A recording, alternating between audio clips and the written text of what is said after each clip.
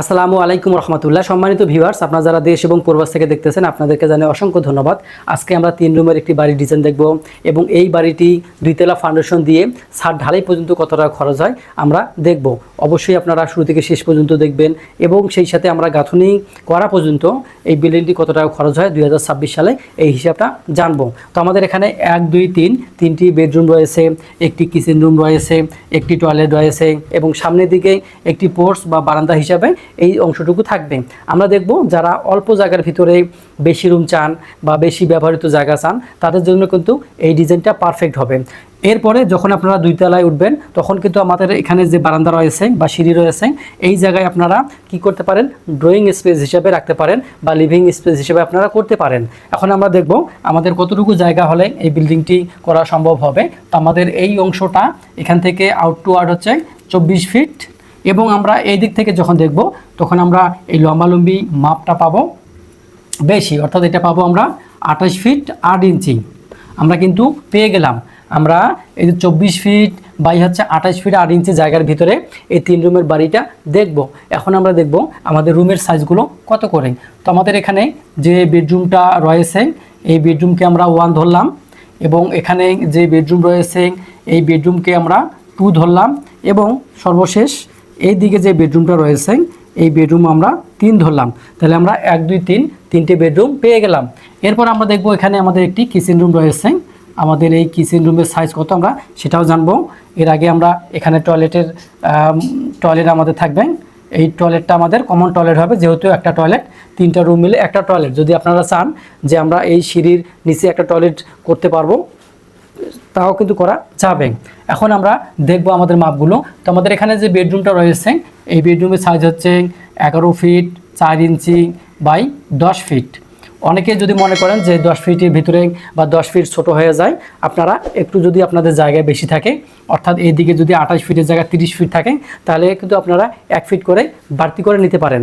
এখন আমরা দেখব আমাদের ডান পাশে যে বেডরুমটি রয়েছে এই বেডরুমের সাইজ হচ্ছে 11 ফিট 5 ইঞ্চি বাই হচ্ছে 10 ফিট। আমরা কিন্তু 2টা বেডরুমের মাপ পেয়ে গেলাম। আমাদের 3 নাম্বার যে বেডরুম রয়েছে এই বেডরুমের মাপ হচ্ছে 11 ফিট 4 ইঞ্চি বাই 10 ফিট, অর্থাৎ আমরা 3টা বেডরুমের মাপ কিন্তু পেয়ে গেলাম।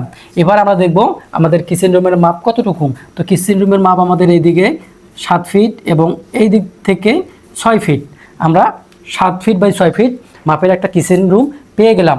এরপর আমরা দেখব আমাদের এই অংশটা আমরা ডাইনিং হিসেবে ব্যবহার করতে পারি। এবার দেখব আমরা আমাদের স্টেয়ার, এই যে সিঁড়িটা দেখতেছেন এই সিঁড়ির স্পেস কতটুকু দেব। যদি আপনারা 6 ফিটও দিতে পারেন, আবার দেখা যায় যে 7 ফিটও দিতে পারেন, অথবা যদি আমরা এখানে 7 ফিট নেই, যেহেতু আমাদের এখানে 10 10 20 চলে গেছে, এখানে চলে গেছে 7 ফিট, আমরা কিন্তু নিতে পারি। এখান থেকে এই অংশটা হচ্ছে 7 ফিট। তাহলে স্টেয়ার আমাদের এখানে যে স্টেয়ার এটা হচ্ছে 7 ফিট চওড়া। আমরা এই দিক দিয়েও 7 ফিট, আমরা এইটা সামনেটা আমরা কত নেব 6 ফিট নেব। এটা আমরা 6 ফিট নিলাম এবং এটা আমরা 7 ফিট নিলাম। তাহলে আমাদের 2টা এখানে হয়ে গেল। আমরা এই অংশটা কি করব, এই অংশটা আমরা বারান্দা হিসাবে ব্যবহার করতে পারি। এই অংশ কতখানি, তো এই অংশ আমরা 6 ফিট পাবো এবং এই দিক দিয়ে আমরা যদি সিঁড়ি সহ করি বা সিঁড়ি বাদ দিয়ে করি তাহলে এটা আমরা 4 ফিট দিলাম এবং যে সামনের বাকি অংশটা এটা আমরা সিঁড়ি হিসাবে আমাদের উপরে ওঠার জন্য 3টা লাগে বা 4টা লাগে আমরা দেব। সেই স্টেটগুলো দেবো আমরা ট্রেডগুলো দেবো 10 ইঞ্চি বা 1 ফিটও আপনারা দিতে পারেন আপনাদের সুবিধা মতো। তাহলে আমরা কিন্তু পেয়ে গেলাম। এরপরে আমরা দেখব আমাদের টয়লেট, এখানে এই টয়লেটের সাইজ কত। আমাদের এই টয়লেটের সাইজ হচ্ছে 5 ফিট বাই 4 ফিট। তবে দেখা যায় যে আপনারা এখানে দরজাটা কম বেশি করে এই টয়লেটটা আরও বড় করতে পারেন আপনাদের সুবিধা মতো জায়গায়। এখন আমরা দেখব আমাদের দরজাগুলো কোথায়। আমরা এই রুমের জন্য দরজা এখানে রাখবো, এই রুমের জন্য দরজা এখানে রাখবো। যদি আপনাদের এই সিঁড়িটা দিতে গিয়ে যদি দেখা যায় যে এই দরজা এখানে পড়ে তাহলে আপনারা কি করবেন, এই সিঁড়িটা এই দিক থেকে শুরু করবেন, আরও সামনে থেকে শুরু করবে, তাহলে আপনার এই দরজার মুখ দিয়ে শেষ হবে। সেই ক্ষেত্রে এই রুমের দরজা আপনি এখানে দিবেন, তাহলে কিন্তু আপনার সমস্যা সমাধান হবে। এরপর আমরা দেখব আমাদের এই যে কিচেন রুম, এই কিচেন রুমের দরজা আমরা এখানে দেব এবং এই যে মেন যে ডোর আছে বা দরজা আছে আমরা কিন্তু এই দরজাটা আমরা এখানে দেব। এরপরে আমরা যে টয়লেটের দরজা এই টয়লেটের দরজা আমরা এখানে দিয়ে দিলাম। তাহলে আমাদের সব দরজাগুলো কিন্তু দেওয়া শেষ হয়ে গেল। আমরা এখন দেখব এই বিল্ডিংটিতে কয়টা কলাম আমরা কোথায় কোথায় দেব, কলামগুলো আমি আপনাদেরকে এখন দেখাবো। তো আমাদের এখানে যে কলামগুলো হবে, আমরা এখানে একটা দেব, এখানে একটি কলম, এখানে একটি কলম, এখানে একটি কলম, এখানে একটি কলম, এখানে একটি কলাম, তারপরে এখানে দিলাম, এখানে দিলাম, এখানে দিলাম, এখানে দিলাম, এখানে আমরা দিলাম এবং এখানে দিলাম। তাহলে আমরা দেখি আমাদের মোট কলাম সংখ্যা কয়টা হলো। 1 2 3 4 5 6 7 8 9 10 11 12। তাহলে আমাদের এখানে মোট কলাম সংখ্যা হচ্ছে 12টি। তাহলে আমরা এখানে 12টি কলাম পেলাম। আমরা কলামগুলো দেখলাম যে আমাদের এখানে এই বিল্ডিংটিতে কলাম সংখ্যা হবে 12টি এবং এখানে আমাদের যে প্রতিটা বেস কিন্তু আমরা একটা বেস একই রকম দেব, 4 ফিট 5 ফিট এবং 5.5 ফিট পরে কিন্তু এই বেসটা আমরা দিব। এখন আমরা দেখব কতটুকু জায়গা এবং আমরা মালামালের পরিমাণ সব কিছু জানবো। এটাকে আমরা এরিয়াটা আগে বের করি। আমাদের এখানে যে বিল্ডিং এরিয়া সেটা হচ্ছে, যদি আপনারা সানসেট দেন তাহলে কিন্তু আলাদাভাবে যোগ করতে হবে। আবার দেখা যায় যে কার্নিশ অনেকেই দেয়, অনেকে দেয় না। তো আমি বলবো যে আপনারা যেহেতু আমরা এটা 2 তলা ফাউন্ডেশন দেবো, আমরা 2 তলা গিয়ে কিন্তু কার্নিশটা বাড়াতে পারি এবং সেই ক্ষেত্রে আমরা 1 তলায় কার্নিশ না দিলেও আমাদের চলবে। আমরা এখন দেখব এরিয়া। আমাদের এখানে 24 ফিট বাই 28 ফিট 8 ইঞ্চি। আমরা যদি এটাকে গুণ করি তাহলে আমাদের এখানে মাত্র 690 স্কোয়ার ফিট জায়গা। এই 690 স্কোয়ার ফিট জায়গার ভিতরে কিন্তু 3 রুম হবে। আবার দেখা যায় যদি আপনারা উপরে অর্থাৎ 2 তলায় গিয়ে এই অংশটাতে কিন্তু আপনার লিভিং স্পেস অথবা রুম হিসেবে আপনারা করতে পারেন আপনাদের সুবিধা মতো। এখন আমরা দেখব আমাদের যে বিল্ডিংটি মালামাল কতগুলো লাগবে, কোথায়, আমরা বিস্তারিত এখন জানবো। আমাদের এখানে 2 তলা রেসিডেন্সিয়াল বিল্ডিং, আমরা 2 তলায় রেসিডেন্সিয়াল বিল্ডিং হিসেবেই এখন মালামালগুলো জানবো। অর্থাৎ আমরা এই বিল্ডিংটি 2 তলা ফাউন্ডেশন দিয়ে 1 তলা ছাদ কমপ্লিট করব। এরপরে আমরা কি করব, গাঁথনি কাজটা করব। এই গাঁথনি কাজ পর্যন্ত আমাদের যে খরচটা হবে আমরা সেটা উল্লেখ করব। তো আমাদের এখানে আমরা প্রথমে আমাদের যে জিনিসটার প্রয়োজন হবে, আমরা ব্রিক ধরব। এই ব্রিক্স আমাদের এখানে প্রয়োজন হবে 8000 পিস। 8000 পিস, প্রতি পিসের মূল্য আমরা যদি 14 টাকা করে ধরি তাহলে আমাদের এখানে ইট বাবদ খরচ আসবে 1,12,000 টাকা। আমরা ইট পেলাম। এরপরে আমরা 2 নাম্বার পাবো সিমেন্ট। এখানে কিন্তু আমরা যে হিসাবগুলো দিচ্ছি এগুলো হচ্ছে মোটামুটি হিসাব, আর ফিনিশিং কাজের সময় কিন্তু আপনার যেমন প্লাস্টার, রং, টাইলস এগুলো বাদেই। এরপরে আমরা আমাদের সিমেন্টের প্রয়োজন হবে 320 ব্যাগ।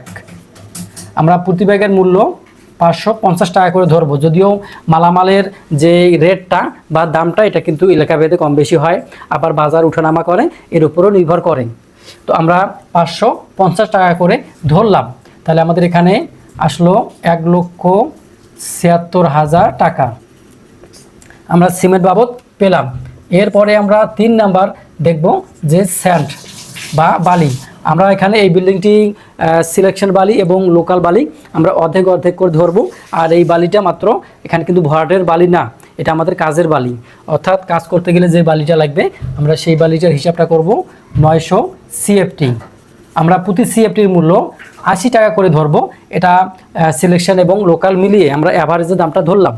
তো আমাদের এখানে বালি বাবদ মোট টাকা আসবে আমাদের এখানে 96,000 টাকা। আমরা এরপরে যে 4 নম্বর অপশান তা হচ্ছে যে খোয়া বা এগ্রিগেট বা ব্রিক চিপস। আপনারা যে নামে চেনেন না কেন জিনিস কিন্তু একই, অর্থাৎ খোয়া, ব্রিক চিপস বা এগ্রিগেট, অথবা যদি আপনাদের পাথর দিয়ে ঢালাই দেন সেটা কিন্তু হবে। তাহলে আমাদের এখানে খোয়ার প্রয়োজন হবে 900 সিএফটি। আমরা প্রতি সিএফটি মূল্য খোয়া ধরলাম 125 টাকা করে। তবে দেখা যায় আপনারা ইট নিয়েও ভাঙে এই যে খোয়া এটা করতে পারেন। সেই ক্ষেত্রে আমাদের খোয়া বাবদ আসবে এখানে 1,12,500 টাকা আমরা কিন্তু পেলাম। এরপরে আমরা 5 নাম্বার দেখব। 5 নাম্বার আমাদের রড বা রেইনফোর্সমেন্ট বা রিবার। তাহলে আমরা এই রড আমরা নেব রেইনফোর্সমেন্ট। আমাদের এখানে দরকার হবে 3200 কেজি। 3200 কেজি আমরা প্রতি কেজির মূল্য 86 টাকা করে ধরব। যদিও এই যে রড, এই রডের দাম উঠানামা করতেছে, এখন আপনারা আপনাদের হিসাবেই ধরে নেবেন। তাহলে আমাদের রড বাবদ এখানে আমাদের মোট টাকা আসবে 2,75,200 টাকা আমরা কিন্তু পেলাম। এটা আমরা রড বাবদ পেলাম। এরপরে আমরা 5 নাম্বার যদি দেখি, তাহলে 5 নাম্বার আমাদের কি আছে, লেবার চার্জ বা লেবার খরচ। এই লেবার খরচ আমাদের এখানে 960 স্কোয়ার ফিট জায়গা, আমরা প্রতি স্কোয়ার মূল্য যদি 280 টাকা দেই, তাহলে আমাদের কত টাকা আসে, 280 টাকা। সেই ক্ষেত্রে আমাদের এখানে খরচ আসবে, আমরা খরচ ধরে নেব 1,93,200 টাকা। তাহলে 1,93,200 টাকা আমরা লেবার খরচ হিসাবে আমরা পেলাম। এরপরে আমাদের আরও আনুষঙ্গিক কিছু টাকা খরচ হয় কাজ করতে গেলে, তো আমরা সেই খরচটা আনুমানিক হিসাবে ধরলাম যে আমাদের এই বিল্ডিংটি এখন পর্যন্ত আমরা যদি এই আনুমানিক খরচটা ধরি, তাহলে আমরা এখানে নেই 35,100 টাকা আমরা ধরলাম। এটা কিন্তু আমরা রাউন্ড ফিগারটাকে মিলানোর জন্য এই টাকাটা ধরছি, অর্থাৎ এই টাকাটা কম বেশি হতে পারে। তাহলে আমাদের এখানে যে খরচগুলো দেখালাম, এই খরচ মিলে আমাদের মোট খরচ আসে, আমরা যদি লিখি টোটাল টাকা আমাদের 10 লক্ষ টাকা। এই 10 লক্ষ টাকা হলে কিন্তু আমরা এই বাড়িটি গাঁথনি পর্যন্ত করতে পারবো। তবে ফিনিশিং কাজের সময় আরও কিছু টাকা পয়সা আপনাকে অ্যাড করতে হবে। এর ভিতরে দেখা যায় যে আরও কিছু খরচ থাকে, সেগুলো অ্যাড করবেন। যেমন যদি আপনার ফিলিং লাগে, অর্থাৎ ভিডি পর্যন্ত ভরার লাগে, সেই টাকাটা ধরতে হবে আপনাদের।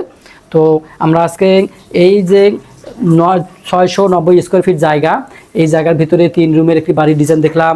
এই বাড়িটি 2 তলা ফাউন্ডেশন দিয়ে 1 তলা গাঁথনি পর্যন্ত আমাদের 10 লক্ষ টাকা খরচ হবে। আমরা কিন্তু এর ভিতরে যে রড, সিমেন্ট, বালি, খোয়া এই হিসাব ধরলাম এবং এক্সট্রা হিসাবে 35,000 টাকা ধরলাম। এই টাকা দিয়ে আমরা এখানে কি করতে পারবো, যেমন ইলেকট্রিক যে পাইপগুলো বিছানো লাগে, এইগুলো কিন্তু হতে পারে। তো যাই হোক, আমি আজকে এখানে পর্যন্ত শেষ করব। আপনারা ভালো থাকেন, সুস্থ থাকেন, আল্লাহ হাফেজ।